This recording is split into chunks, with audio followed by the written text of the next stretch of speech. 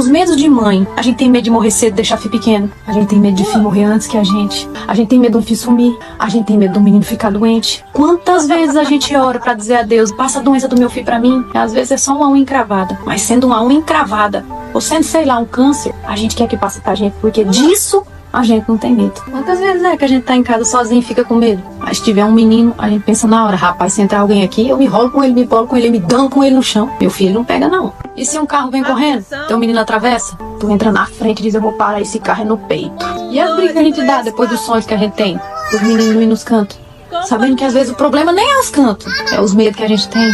Eu vou te dizer que medo de mãe dói. Uma mãe com medo, ela é capaz de qualquer coisa. Sem medir consequências, sem medir o tamanho da pessoa que tá na frente, sem medir o tamanho do tombo que ela vai levar, a gente nem pensa nisso. O nosso medo é incapaz de nos defender. O nosso medo defende só o nosso filho. E eu planejo muita coisa para quando eu encontrar Jesus. E entre elas, a primeira pergunta é, ô Deus, a gente que é mãe, a gente tinha medo ou era coragem demais?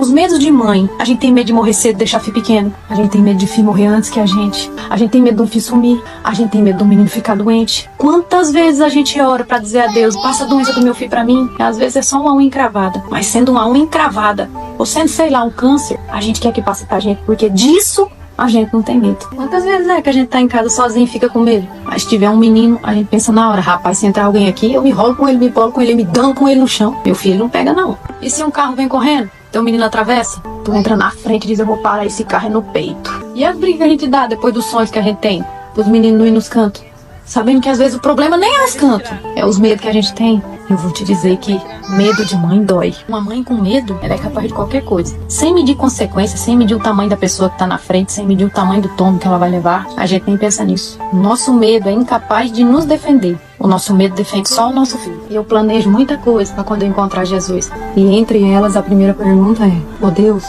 a gente que é mãe, a gente tinha medo ou era coragem demais?